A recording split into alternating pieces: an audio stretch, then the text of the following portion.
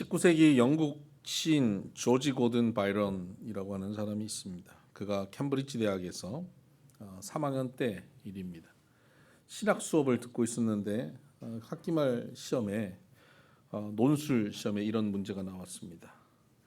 물로 포도주를 만든 기적에 담긴 신학적 그리고 영적 의미를 서술하라. 그리고 답안지를 주는 거예요. 빽빽하게 적어내는 겁니다. 모두들 빽빽하게 열심히 적기 시작했습니다. 물로 포도주를 만든 오늘 이 본문의 이 기적에 대한 신학적이고 영적인 의미를 여러분들 오늘 적어내 보시기를 바랍니다. 예. 열심히 적는데 바이런은 가만히 앉아 있었습니다. 기도하는 모습입니다. 한참 후에 그가 한 문장을 적었습니다. 그리고 한 문장을 제출했습니다.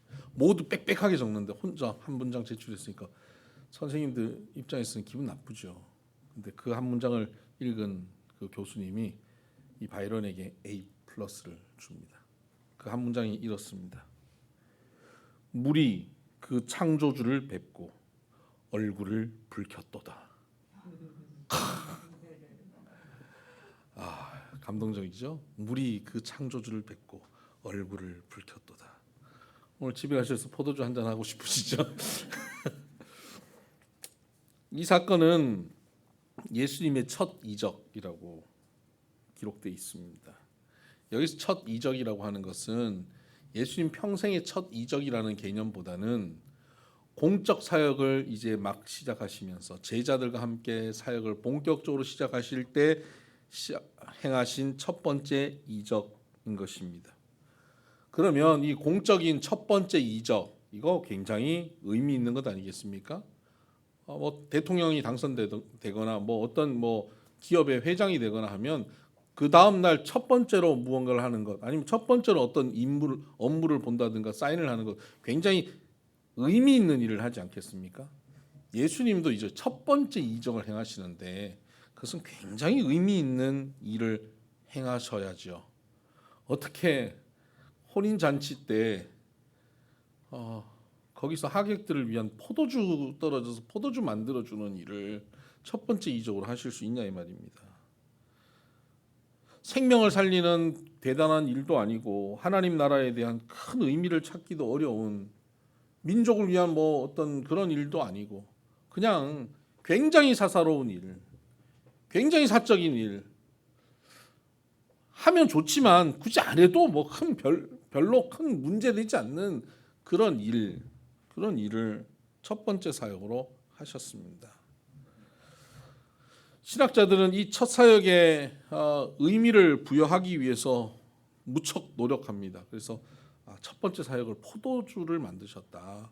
그것은 예수님이 흘리실 보혈을 상징하는 것이고 그 잔치집이 초상집처럼 될 것을 예수님의 보혈로 잔치집으로 만드신 것처럼 우리의 인생이 초상집 될 인생을 잔치집으로 예수의 보혈로 만드셨다. 이렇게 해석하는 신학자들이 많이 있습니다. 근데 좀 억지가 있죠. 네, 은혜는 되는데 좀 억지스러운 경향이 있습니다.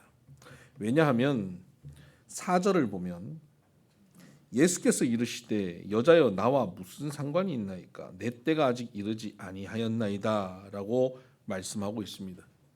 포도주가 떨어져서 없다 그랬더니 예수님께서 그게 나하고 무슨 상관입니까?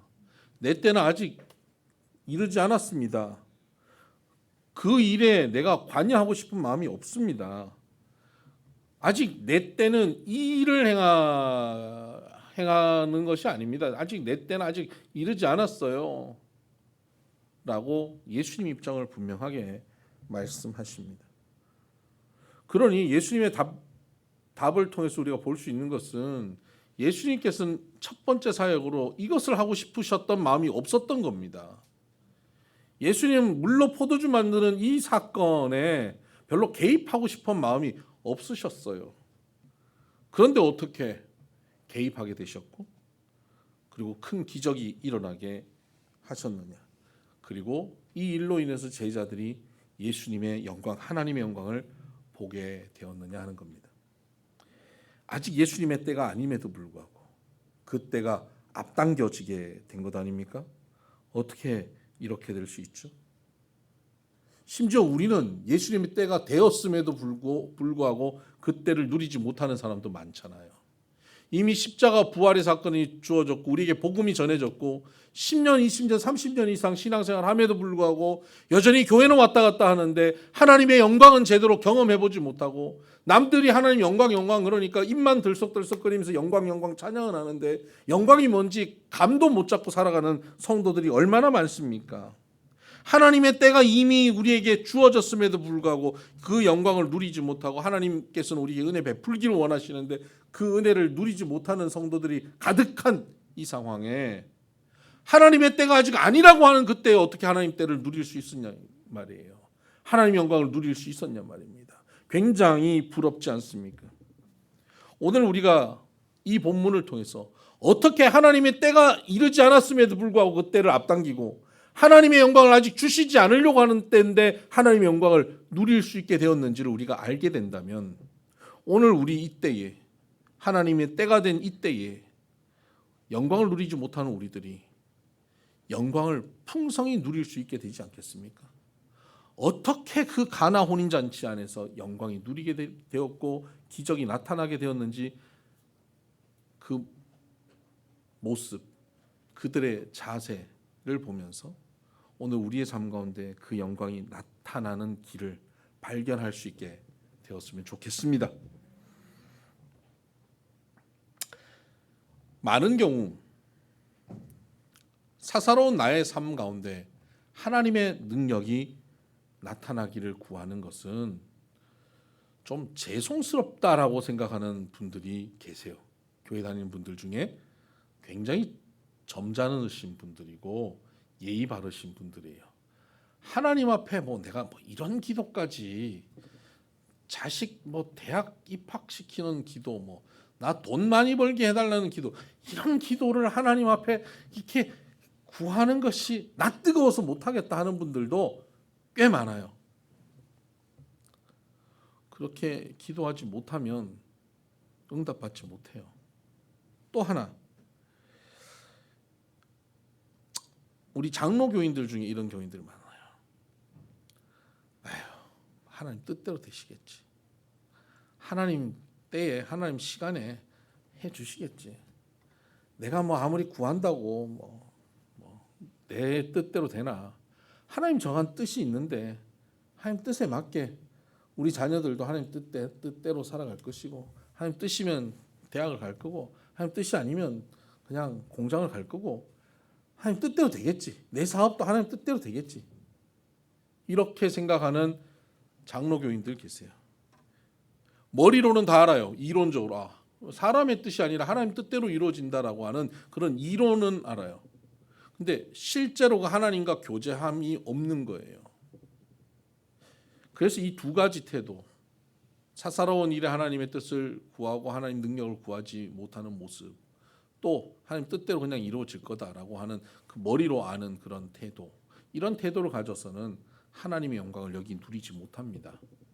하나님의 응답을 받지 못해요. 오늘 본문에서 그와 다른 모습을 우리는 예수님의 어머니 마리아를 통해서 볼 수 있습니다. 마리아는 하나님의 뜻을, 예수님의 뜻을 앞당겨 버렸습니다. 그 영광을 누리게 하였습니다. 이 마리아가 그 하나님의 영광을 앞당기고 그 기적을 행하고 하나님의 능력을 경험하게 된 것, 그 가장 원인이 되는 것, 근본 원인 되는 태도는 바로 예수님을 존중하여 드렸다는 것입니다. 예수님을 인격적으로 인정해 드렸다는 것입니다. 여러분, 이것이 가장 핵심입니다. 우리가 신앙생활 할 때 하나님, 내가 모시고 있는 하나님, 내가 섬기는 하나님에 대해서 그분을 인격적으로 인정하여 드리는 것, 그것이 매우 중요한 태도입니다. 우리는 하나님을 인격적으로 모시기보다 어떤 저 하늘의 어떤 절대자로 그냥 툭 두고 마는 겁니다. 그냥 나 어렵고 힘들 때 가서 그냥 구했다가 어떻게 구하면 돼요? 40일 새벽 기도하면 응답 주시나요? 40일 새벽 기도하고 성경 1도 가면 하나님 들어주시나요? 성경 1도 가고 뭐 교회 열심히 다니고 봉사하고 뭐 헌금하면 뭐 해주시나요? 해보고 그래도 안 되니까 기도해도 안 되네요. 봉사해도 안 되네요. 그렇게 원망하고 시험 드는 경우들이 있어요. 그것은 하나님을 인격적인 분으로 모시는 것이 아니라 하나님을 기계적인 분으로 생각하는 거예요. 조건이 맞아 들어가면 그 하나님으로부터 능력이 나타나고 응답이 나타나는 하나님을 무슨 응답과 능력의 자판기 정도로 생각하는 겁니다. 그래서 자판기에는 돈 1,000원을 넣으면 눌렀을 때 콜라가 나오는 것처럼 하나님께 가서 그냥 봉사, 기도, 예배 하고 누르면 하나님께서 응답, 합격, 사업 성공 이런 것들을 주실 거라고 생각하는 것이죠. 이것은 하나님을 기계적 하나님으로 여기는 태도입니다. 하나님이 인격적이세요. 하나님을 인격적인 분으로 모셔야 돼요. 여기서 인격적이라고 하는 것, 하나님 지, 정, 의를 가지신 분이에요. 감정도 있으시고 하나님의 뜻도 있으시고 하나님의 계획하심도 있으시고 우리를 향한 생각도 있으시고 그래서 그 하나님은 우리와 함께 대화하고 교제하면서 우리와 함께 어울려 걸어가기를 원하십니다. 엄마는 아이에게 인격적입니다. 아이를 잘 키우기를 원하고 아이에게 좋은 것 주기를 원합니다. 근데 얘가 밤에 사탕을 먹으려고 하면 주는 엄마가 있습니까? 없어요. 사탕을 밤에 주는 엄마가 어디 있겠어요. 근데 여기 밤에 사탕 안 준 엄마 또 어디 있어요? 다 주셨을걸요? 왜? 애가 어느 날 너무너무 바라고 원하고 애와 대화 속에서 협상 속에서 밀렸을 때는 그래 오늘은 먹어라 그러고 주는 날이 있다 이 말이에요. 이게 인격적인 거예요. 딱 룰을 하나 정해놓고 거기서 절대 물러남이 없는 그건 비인격적인 거예요. 자판기는 콜라가 1,000원이면 1,000원이 들어와야 나와요. 내가 오늘 900원밖에 없는데 야 평소에 내가 계속 사 먹었으니까 야 오늘 요거 하나만 좀 줘라. 내일 내가 1,100원 넣을게. 그런다고 자판기가 주지 않습니다. 자판기는 기계적이에요. 근데 가게 가서 슈퍼의 아저씨에게 제가 900원밖에 없는데 콜라 좀 오늘 좀 먹으면 안 될까요? 그러면 빵도 주실 수 있는 게 인격적인 거예요. 근데 요새는 그게 좀 안 돼요. 우리 사회가 자꾸 비인격화되어 가고 있는 거예요. 알바생은 자꾸 비인격적이에요. 안 됩니다. 끝이에요. 근데 사장님은 매우 인격적이에요. 하나님은 인격적이세요. 그래서 우리가 하나님 앞에 인격적으로 나아가고 하나님을 인격적으로 존중하고 하나님을 인격적으로 모시면 그분이 우리에게 그분의 능력과 사랑을 나타내시기 시작합니다. 예수님이 그러십니다. 그래서 우리의 모든 삶의 영역 속에서 예수님을 모시고 하나님 모시고 성령님과 함께 산다고 할 때 그분을 인격적으로 존중하고 사는 것입니다. 제가 어느 교회에 설교를 부탁을 받아서 초청받아 가요. 그러면 초청받아 갈 때 제가 뭐 대단하게 외부적으로 유명한 목사가 아니잖아요. 그러니까 저를 초청한 그 목사님이나 아니면 거기에 있는 뭐 장로님이나 권사님이나 몇 분은 저를 알아서 저를 막 극진히 모시지요. 그런데 대부분의 거기 있는 장로님들이나 때로는 거기 담임 목사님이나 이런 분들도 저를 처음 보는 경우들 경계합니다. 모시기는 모셨는데 얼마나 은혜를 끼치나 보자. 일단 외모로 봤을 때는 왜요? 왜 아니라고 생각해요? 외모로 봤을 때는 합격인데 예? 이렇게 기염상에 장로님 되게 헛웃음을 크게 웃으시면 제가 시험 들어요. 근데 그렇게 처음엔 경계를 해요. 저 사람이 뭐 제대로 하겠나. 근데 말씀을 전하고 은혜가 되고 나면요. 그 다음 날 또는 그 다음 시간 다시 이제 설교를 하러 가면 분위기가 달라요. 극진해져요. 목사님 오셨냐고 막 완전히 다른 거예요. 그런데 저를 경계할 때 있잖아요. 경계할 때 그때 느낌 참 묘합니다. 내가 설교하러 갔는데 경계하고 언제 얼마나 하나 두고 보자 이러고 있을 때는 제가 거기서 이게 하기가 되게 어색해요. 그래서 처음 서서 설교할 때 되게 어색한 시간이 조금 지나다가 몇 번 말씀 전하고 아멘하고 이렇게 호흡이 맞으면 그때부터 이제 자유롭게 좀 할 수 있죠. 그 전까지는 굉장히 어색해요.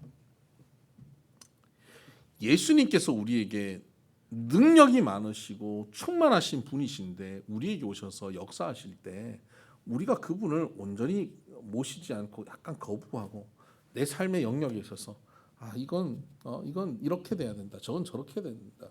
내 주장과 내 욕심과 내 가치관과 내 자존심이 딱 가득해가지고 예수님의 말씀이 아무리 들려도 그건 내 생각과 좀 달라요. 그건 뭐 당신 생각이고 이렇게 나오는 사람에게 예수님 역사하시기 굉장히 어려워요. 그것은 예수님이 능력이 없어서 못하시는 게 아니라 인격적이시기 때문에 못하는 거예요. 예수님이 비인격적이면 어떻게 하실까요?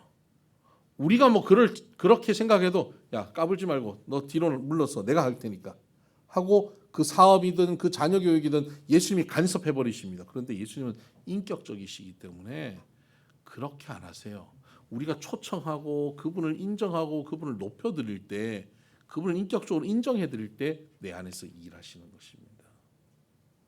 오늘 본문에 보면 바로 그 초청하는 모습이 나오지요. 1절 2절 봅시다. 사흘째 되던 날 갈릴리 가나에 혼례가 있어 예수의 어머니도 거기 계시고 예수와 그 제자들도 그 혼례에 청함을 받았더니 예수의 어머니가 그 혼례에 계셨어요. 그리고 예수와 그의 제자들도 혼례에 청함을 받았어요. 사흘째 되던 날입니다. 예수님이 세례 사건이 있고 난 다음 사흘째 되던 날. 그 사이에 어떤 일이 있죠? 예수님의 제자들이 몇 명 생깁니다. 아주 본격적으로 생길 것도 아니에요. 그 12제자를 명확하게 지금 결정할 때도 아니에요. 그냥 몇 명이 이제 따라다니기 시작했어요. 요한, 베드로 이렇게 몇 명이 따라다니기 시작했어요. 안드레. 몇 명이 따라다니기 시작한 거예요. 그 몇 명의 제자들도 사회적으로 지위가 높거나 딱 봤을 때 아주 대단히 훌륭한 사람이 아니라 그냥 평범하고 어쩌면 평범 이하인 사람들이에요. 그런 사람들이 예수님을 좀 쫓아다니는데 이 혼례 집에서 그 예수님과 그 명확하지 않는 신분이 명확하지 않는 그 뒤에 있는 청년들을 초청한 거예요. 예수님 초청한 것은 예수님을 아니까 아무래도 이 가정은 이 마리아와 어떤 친인척 관계가 아닌가라고 추정됩니다. 그래서 아는 친척이니까 예수님을 초청했을 수 있죠. 그런데 더 나아가서 예수님의 제자들 아직도 검증되지 않고 잘 모르는 그런 제자들까지 초청했다는 것은 뭐에 대한 신뢰죠? 예수님에 대한 신뢰입니다. 예수님이 데리고 다니는 사람이면 됐다. 누구든 환영 이건 거예요. 여러분, 내가 데리고 다니는 사람이면 당신이 데리고 다니는 사람이 누구든 환영한다는 사람이 우리 주변에 있다면 그 관계야말로 신뢰의 관계 아니겠습니까?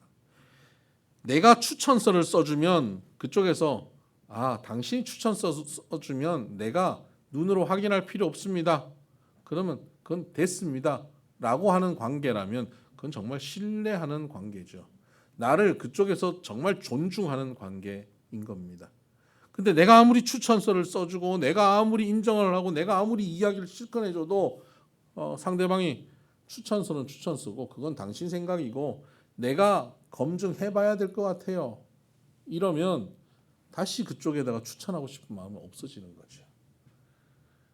그래서 신뢰사회라고 하는 것은 추천서가 통하는 사회입니다.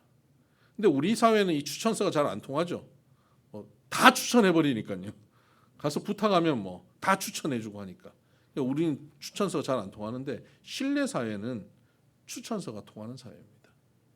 누가 추천해주고 사인하면 그것이 완전한 인정을 받을 수 있는 사회. 예수님이 그 집에서 그런 인정을 받은 거예요. 거기서 그렇게 초청한 겁니다. 제자들도 초청하고 있습니다.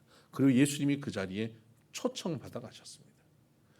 그냥 부르지도 않았는데 각설이들이 그냥 혼인잔치에 가가지고 밥 한 끼 얻어 먹으려고 기웃기웃하고 가서 앉아 있는 것이 아니라 초대받아 간 자리란 말이에요. 오늘 우리 삶의 자리에 예수님께서 내가 초대도 하지 않았는데 어떻게 와가지고 자꾸 옆에서 간섭하시는 정도의 예수님의 오심이 아니라 내가 내 삶에 예수님을 초대하는 거예요. 예수님을 모셔드려야 돼요. 옆에 있는 사람들이 자꾸 네 삶에 예수님이 들어가셔야 돼. 너에게 예수님이 필요해. 나는 거부하는데 예수님이 자꾸 날 귀찮게 하는 것 같고 예수님 옆에 계신 것 같고 귀찮아가지고 일주일에 한 번 교회 가는 것도 되게 부담스러워하고 이런 정도로 예수님과의 관계를 가지는 것이 아니라 예수님을 내 삶에 완전히 초청하는 거예요. 뿐만 아니라 예수님 뒤에 있는 약간 검증되지 않는 목사도 초청하는 거예요. 수요 예배 오셔서 예배 인도해 주세요.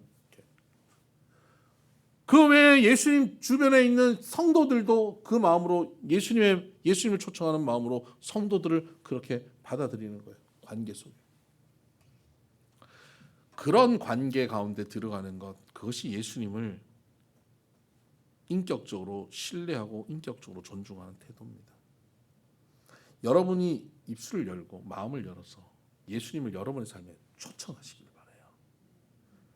예수님은 인격적이어서 여러분이 초청하지 않으면 여러분 삶에 깊이 개입하시지 못하십니다. 초청하셔야 돼요. 마음을 활짝 열고 여러분의 삶에 오시옵소서.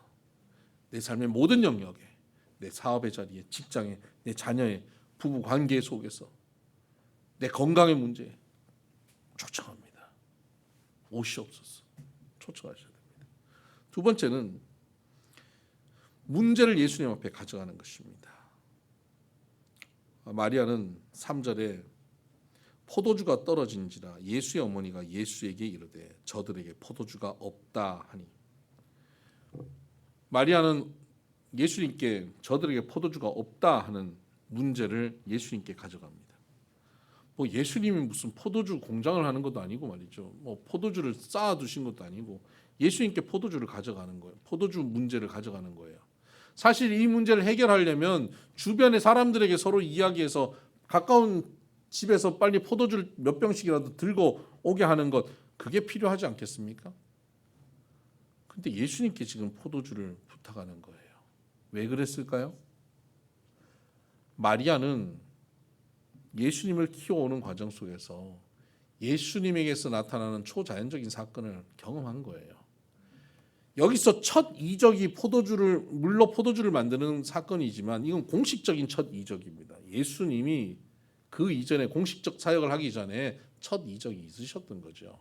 그러니까 마리아는 이 문제를 예수님이 해결할 것이라는 확신을 가지고 있었던 겁니다. 과거에 내가 참기름 떨어졌을 때 참기름 채워줬던 내 아들 예수, 경험이 있는 거예요. 그 경험 가지고 그때 참기름 채워줬던 내 아들 예수가 이제 이 집에 포도주 떨어졌을 때 이것도 해결할 수 있다라는 확신이 있는 겁니다. 믿음이라는 건 이런 거예요. 문제를 주님 앞에 가져가는데 어떻게 주님 앞에 가져가냐면요, 전에 경험하였던 그 은혜를 가지고 오늘의 문제를 또 주님 앞에 가져가는 거예요. 전에 이 문제 해결해 주셨잖아요. 그러면 오늘 이 문제도 주님께서 해결해 주실 줄 믿어요 하고 가져가는 거죠. 그런데 많은 경우 전에 문제를 해결하셨는데 오늘의 새 문제가 생기면 과거의 문제와 오늘의 문제를 연결시키지를 못해요. 과거에 그때 문제 해결됐을 때 할렐루야 감사하고 막 기뻐했는데 시간이 좀 흘러서 오늘 새로운 문제가 벌어졌을 때는 과거에 그때 그 문제는 우연히 그렇게 된 것 같고 감사했던 그 사건이 다 지나가는 거예요.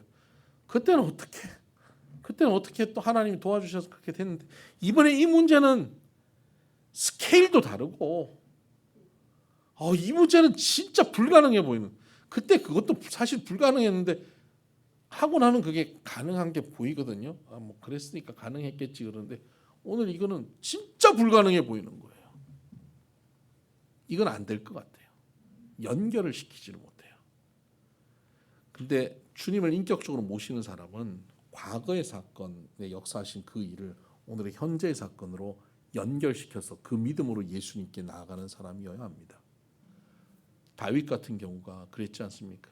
그 양을 칠 때 곰이나 사자가 양을 공격하여 잡아가면 그 곰이나 사자에게 덤벼들어서 곰과 싸워서 양을 건져낼 때 여호와 하나님이 건져주시고 도와주신 걸 경험한 거예요.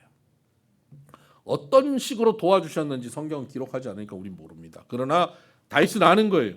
자기가 죽을 수 있었고 어려울 수 있을 때 하나님께서 나를 건져주셨다라는 고백이 있는 거예요. 곰의 발톱, 사자의 이빨에서 나를 건져내신 하나님을 믿은 겁니다. 그 경험을 가지고 골리앗을 본 겁니다.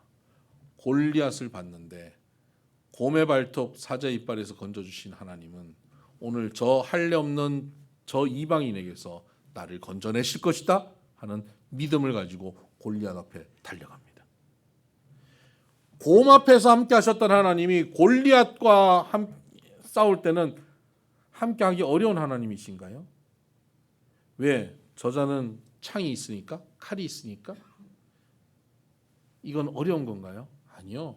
그 과거의 그 역사에 함께 하셨던 하나님이 오늘의 이 문제에도 함께 하실 걸 믿는 겁니다. 그래서 고린도후서 4장 13절에서는 내가 믿었으므로 말하노라 그렇게 말합니다. 과거의 그 사건을 내가 믿었으므로 오늘도 말한다. 오늘도 믿음으로 말한다. 이것이 우리의 고백이어야 돼요. 믿었으므로 오늘도 문제 앞에서 내가 말하고 살아가는 거예요. 마리아가 이렇게 한 겁니다. 과거에 자기의 삶 가운데 체험하였던 예수님의 그 능력을 가지고 이 문제를 예수님 앞에 가져온 것입니다. 여러분, 지나온 세월 속에 하나님의 도우심 다 경험해 보셨죠? 근데 그것이 지나오면서 다 우연으로 바뀐 분들 계시잖아요. 그 감사는 사라지고 지나쳐버린 분들 계시잖아요. 그것을 다시 믿음으로 감사로 회복시키셔야 돼요. 그리고 오늘 여러분이 당면한 문제에 그 믿음으로 그 사건 믿었으므로 오늘 이 사건을 다시 고백하며 여기에 주님께서 역사하기를 기대하셔야 합니다. 세 번째, 이 예수님을 인격적으로 모시는 자세는 친밀함을 무기로 가지고 나가야 합니다. 예수님 앞에 친밀함이 무기입니다. 예수님께 포도주가 떨어졌다 그랬더니 예수님이 그것이 나와 무슨 상관입니까? 내 때가 아직 이르지 아니하였습니다. 너무 차가워요. 딱 거리를 둬버려요. 그건 나와 상관없습니다. 그러면 거기서 그런가? 그리고 물러서면 안 됩니다. 그때 친밀함으로 나가는 거예요. 이 친밀함을 주로 누가 합니까? 가족이면 하는 거예요. 제가 봤어요. 여기 어느 집에 따님이 아빠한테 용돈 달라고 친밀하게 아양 뜨는 걸 봤어요. 아빠가 져요. 결국 저도 마찬가지예요. 제 딸이 저한테 친밀하게 뭘 부탁하면 제가 다 해줘야 돼요. 친밀함이 무기예요. 여기에 하나님의 뜻, 하나님의 나라, 하나님의 때가 있는데 하나님의 뜻과도 별로 상관없는 것 같고 하나님의 나라에도 별로 상관없는 것 같고 하나님의 때도 아닌 것 같을 때 그것을 어떻게 이루느냐? 친밀함으로 이루어요. 우리는 머릿속으로 내 바램과 내 뜻보다 하나님의 뜻과 하나님의 바램이 이루어져야지 하는 이론이 있어요. 이 신학적 이론이 우리 머릿속에 있는 거예요. 그래서 기도하면서 우리는 뭘 생각하냐면 내가 기도해봐야 하나님 뜻이 이루어지지 내 뜻이 이루어지지 않잖아 하고 기도가 힘 빠지는 경우들이 있어요. 그래서 아예 그 기도를 시작을 안 하려고 하는 사람도 있어요. 여러분, 하나님의 뜻이 돌이켜질까요? 안 돌이켜질까요? 돌이켜집니다. 성경에는 하나님의 뜻을 돌이키사가 얼마나 자주 나오는지 몰라요. 왜? 하나님은 기계적이신 분이 아니기 때문에 돌이키세요. 히스기야를 하나님께서 데려가시기로 작정하셨는데 그가 하나님 앞에 간절히 구할 때 하나님께서는 뜻을 돌이키사 히스기야를 15년 생명을 연장시켜 주십니다. 하나님은 뜻을 돌이키십니다. 그것이 창조와 구원의 그 큰 틀을 뒤바꾸는 일이 아니라면 하나님은 그 안에서 우리의 간구를 들어주시는 분이십니다. 마치 우리가 사랑하는 우리 자녀에게 좋지 않아도 딜에서 져서 밤에 사탕 하나 간혹 먹일 수 있는 것 같은 그런 그 하나님과의 친밀함이 우리에게 필요한 것이죠. 하나님께 우리는 그렇게 간구하여서 그 뜻을 돌이키기도 하고 때를 앞당기기도 하는 거예요. 만약에 이런 것이 무의미하다면 예수님이 겟세마네 동산에서 기도하는 것이 무슨 의미가 있겠습니까? 예수님께서는 겟세마네 동산에서 기도하셨어요. 심지어 그가 하는 그 기도가 하나님의 창조와 구원의 큰 틀에서 돌이킬 수 없는 내용임을 알고도 기도했어요. 이건 내가 기도한다고 바뀌어지지 않을 것을 누구보다도 분명히 아시면서도 그걸 가지고 기도하셨는데 기도를 쇼를 하셨을까요? 아니에요. 땀방울이 핏방울이 되도록 기도하셨어요. 이걸 돌이켜달라고요. 간절하게.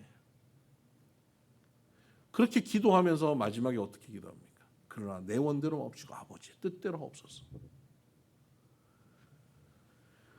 예수님께서 그 밤새 기도하시면서 결국 누리신 게 뭡니까? 그 관계 속에서 하나님의 뜻을 더 분명히 깨닫고 그 하나님의 뜻을 실천하고 이루어갈 수 있는 믿음과 확신과 용기가 충만해진 것이죠.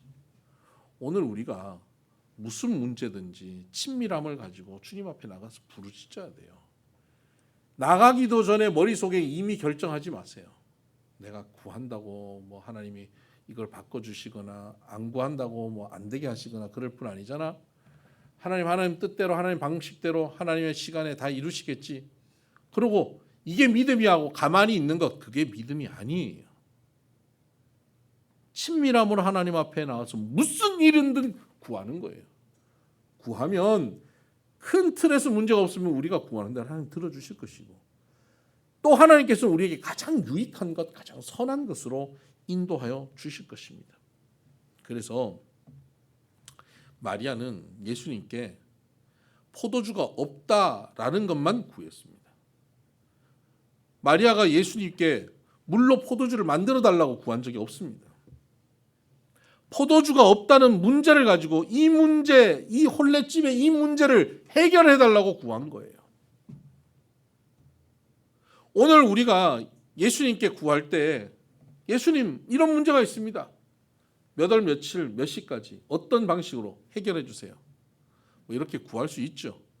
근데 더 크게는 어떤 방식이 아니라 여기 하나님이 원하시는 하나님이 가장 기뻐하시는 나에게 가장 선이 되는 대로 인도해달라고 구해야 하는 것이죠. 하나님께 간절히 그렇게 구하는 거예요. 친밀함을 가지고. 그리고는 네 번째, 순종하는 자세가 필요합니다. 5절, 그의 어머니가 하인들에게 이르되 너희에게 무슨 말씀을 하시든지 그대로 하라 하니라. 그대로 하라 라고 순종을 강조합니다. 무슨 말씀을 하시든지. 여기에는 어떤 방식으로 이 문제를 해결하시던 그것은 이제부터 예수님의 문제가 된 거예요. 내 문제가 아닙니다. 내가 그 문제를 가져가서 친밀하게 맡기면 이제부터는 예수님이 예수님의 방식대로 해결할 걸 믿는 겁니다. 그리고 그 방식이 가장 선하다라고 신뢰하는 겁니다. 예수님께서 물로 포도주를 만드셔도 좋고 또는 포도주 맛이 나는 물로 가도 괜찮잖아요. 그럼 화이트 와인 아닙니까? 그렇죠? 백포도주? 또 포도주를 안 만들어도 그냥 물만 마셔도 그 혼례 잔치에 있는 사람들이 너무너무 기쁘고 행복한 잔치 분위기가 되도록 만드실 수도 있는 거잖아요. 예수님이 하실 거예요. 이제 이 문제 포도주가 없다. 그러니 반드시 물로 포도주를 만들어라가 아니라 포도주가 없는 이 혼례잔치의 이 문제를 예수님이 어떤 식으로 바꿔서 역사하실지 그것은 예수님의 몫이에요. 예수님께 맡겨드리는 겁니다. 그리고 우리는 그 일이 이루어지는 것을 순종하며 기다리는 겁니다. 오늘 우리 삶 가운데 많은 문제들이 있죠. 거기서 우리는 이 자세를 가져야 됩니다. 예수님께 맡기고 나서 예수님께서 어떤 방식으로 이루시든 예수님께서 이루어 가실 것을 가장 선한 것일 것을 믿고 신뢰하고 오늘 나에게 주어져 있는 일을 순종하며 걸어가는 겁니다. 그랬을 때 예수님의 영광을 아직 때가 되지 않은 그 하나님의 때를 앞당겨 누릴 수 있는 우리가 될 것입니다. 기도하십시다.